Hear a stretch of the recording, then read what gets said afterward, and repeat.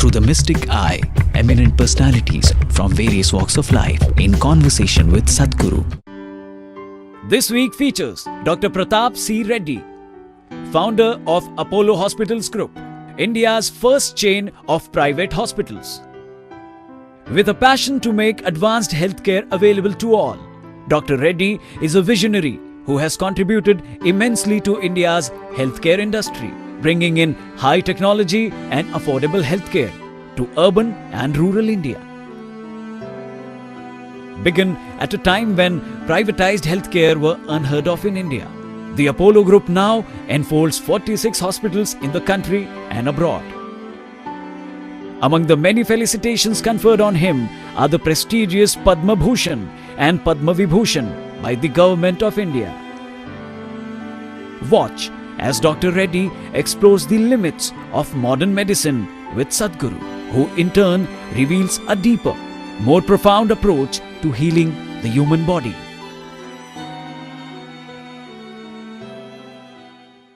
I know it's in everybody's mind here. We all want to do so many things in each one of our sectors. You would like to produce another 100 films. And each one of us would like to do, saying there's so much possibility.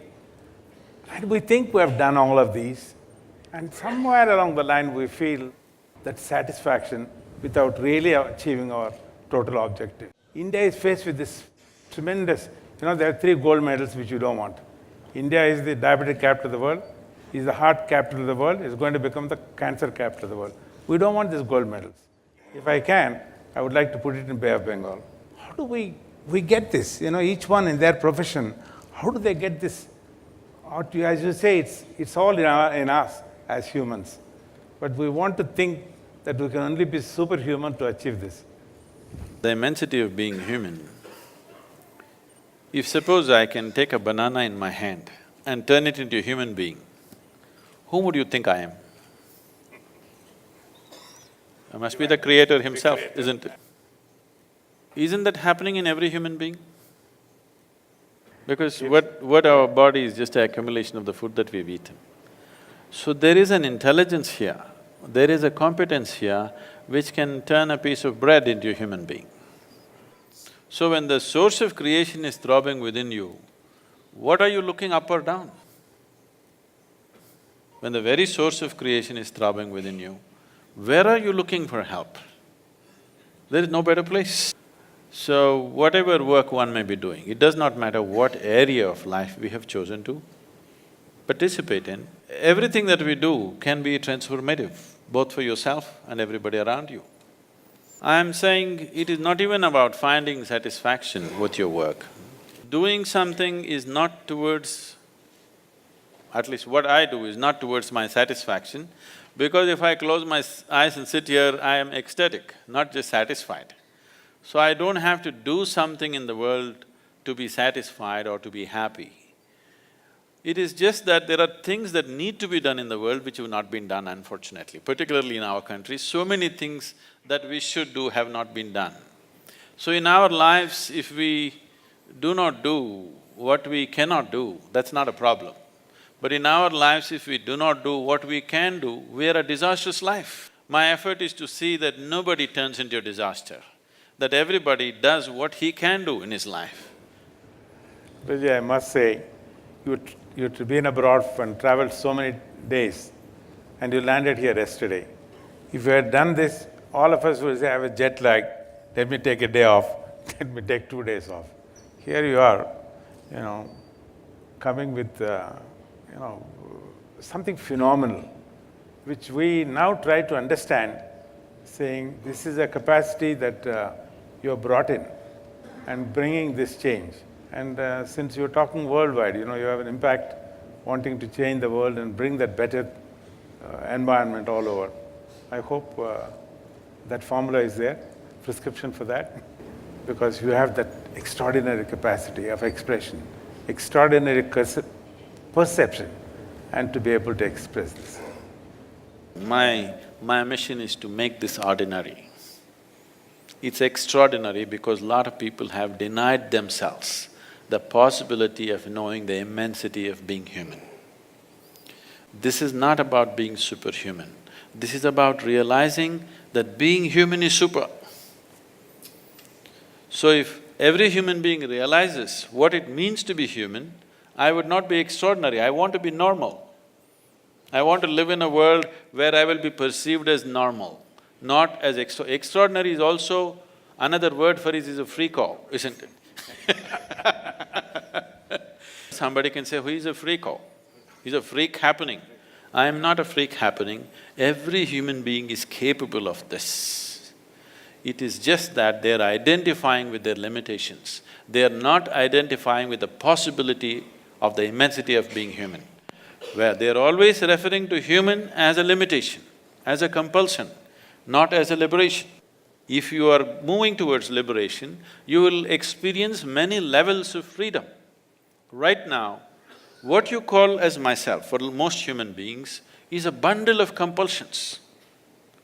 That they can only be like this, they can only do this, they can only do that, any number of limitations. Unfortunately, they're beginning to decorate their limitations, which is this is how I am. This is not how you are. As a human being, you can be any way you want. This is the freedom that nature has given you. If you were born as a dog or a cat or a tiger or an elephant, that is how you are. Once you're human, you can be any way you want. This is the beauty of being human. See, let's say a tiger is born. A tiger is not sitting and worrying itself how to be a good tiger. If it just eats well, it'll become a good tiger. It just has to find food. It is never feeling insecure about its tigerness. It is never worried, will I become a tiger, will I end up as a house cat? There's no such struggles. But you are born as a human being. How many things you have to do to become a good human being? After doing all that, you don't know where you belong still. In comparison to somebody, you think, okay, compared to this man, I'm better. But by yourself, you don't know where you stand. You think you're doing great. Your teenage son or daughter comes up and tells you you're no good.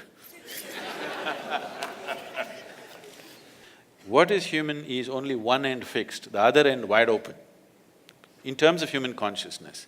Recently, I was talking to a very top-level microbiologist and he said, Sadhguru, what you're saying is so uncanny because if you look at the human cell, compared to any other cell of any other creature, human cell is somehow open-ended. So your very cells are open-ended. You can do things with it, with your own body, which other human beings will think is superhuman. It is not superhuman, it is the possibility of being human, which needs to be explored. Unfortunately, not much has been done on this sphere. It's a very wonderful thing. I think most of us feel we have reached our limitation. No, you have not. The way you put it beautifully, I know when I started, thought of this, bringing this healthcare, they called me crazy, you can't do this. It's not a challenge, but that confidence says we can.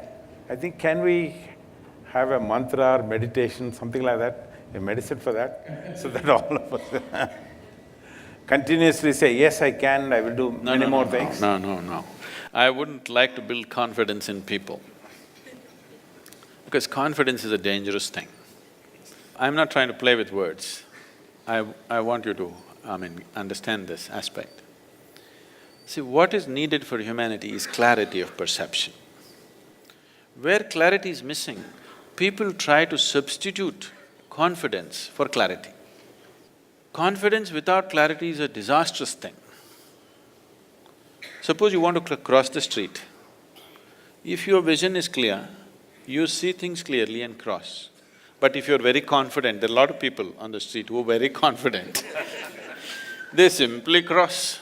They're surviving by sheer chance or because of the compassion of the drivers. So what we need in the world is not confidence, we need clarity. This is one thing that our education systems have completely failed to address, how to enhance human perception. Because only what you perceive you know, rest is just imagination, isn't it? So I'm confident about something means I don't know what it is, but I'm just going to do it, and it may work. If on a busy highway, if you just… whatever your favorite slogan is, Jai Sri Ram or Hail Mary or Allahu Akbar, you shout and run across the highway, you may make it. God save us. Because just by sheer chance you may make it, or as I said, the drivers may be little compassionate. But if you try every day, we know where to pick you up. So what we need is not confidence, we need clarity in the world. Enhancing your perception is what is needed. If you are able to perceive something that other people could not see, that is what makes you an entrepreneur, that is what makes you a leader, that is what gives you the necessary edge in the world. So perception, enhancing perception is the whole dimension of yoga. When I utter the word yoga, because today most of the yoga that people have known in this country also unfortunately is a rebound from the American coast. Yes, very unfortunate. Lot of people are beginning to think yoga was invented by Madonna.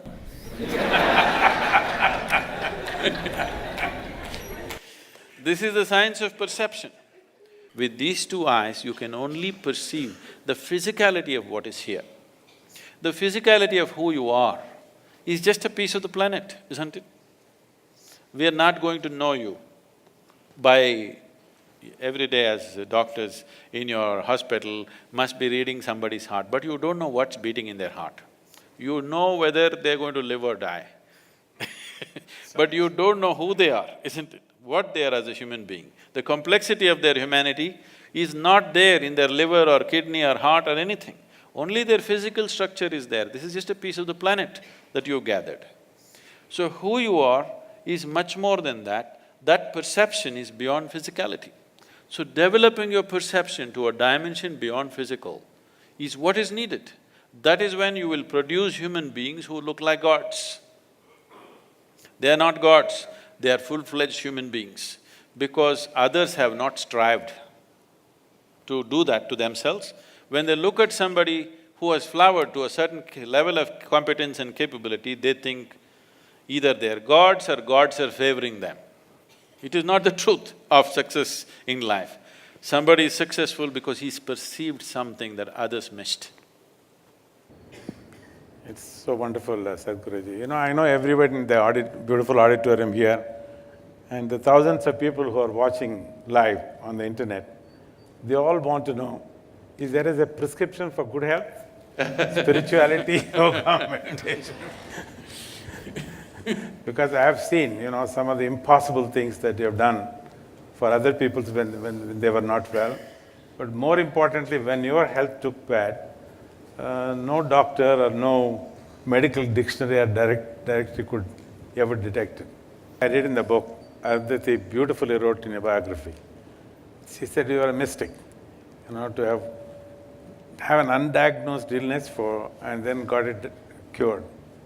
So is there something else to stay well? The thing is, we created this body from inside. So the manufacturer of this body is inside. So if you have a repair job to be done, would you like to go to the manufacturer or to the local mechanic?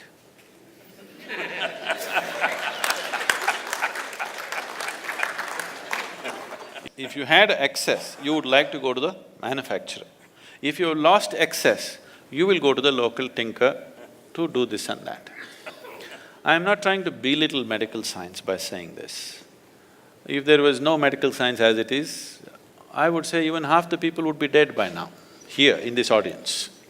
Yes, because the average life expectancy of an Indian in 1947 was 28 years. Today it has risen to 64. One important factor is medical science the way it is. So I am not trying to belittle or make fun of medical sciences. It is very significant. What has been achieved in the last 30 to 40 years is phenomenal. The question is just this: if you had access to the source of that which creates this body, definitely every problem that you generate within the body could be handled. Now there are two kinds of ailments, infectious and chronic. Infectious ailments happen to us because of an external invasion from an organism. You must go to the doctor. Don't try to meditate on it. But 70% of the ailments on the planet are self-created. I am saying self-created because it happened from within you. So what is happening from within you can be very easily fixed from within you. What comes to you from outside, you need outside help for that. So you have to fight an organism, then you need medicine. The rest of the ailments, almost 70%, are self-created. Why would your body work against you? This body is essentially programmed for health. Every cell in this body is programmed for health. Why would it turn against you? Because somewhere you're not keeping it happy. To put it in a very simple language, why would your own family turn against you? Somewhere they're not happy with you, isn't it? Yes or no? They're not happy with you with something that you're doing. So similarly, some cells in the body, some parts of your body are not happy with you for some reason. You must pay a little more attention. There is a way, a systematic way of paying attention to this one, because everything in this body was created from within. When it is so, can't it fix from within? So this is not a miracle. I want people to understand this is not a miracle. What is a miracle is, suppose you did not know what is electricity. I came here and I just press that part of the wall and lights come on. Who do you think I am? Suppose, 1,000 years ago, if I had a cell phone, I could just pull out the cell phone and talk to somebody in America. You would think I'm God, isn't it? So what is a miracle is that which you do not understand, that which is not fitting into your logical perception seems miraculous to you. As your logic evolves, so many things which were miracles 100 years ago are normal things in our day-to-day life today, isn't it? Isn't it so? So it is not a miracle, it's just a deeper understanding of your own, the way you're constructed. So this is something that we need to pay attention to.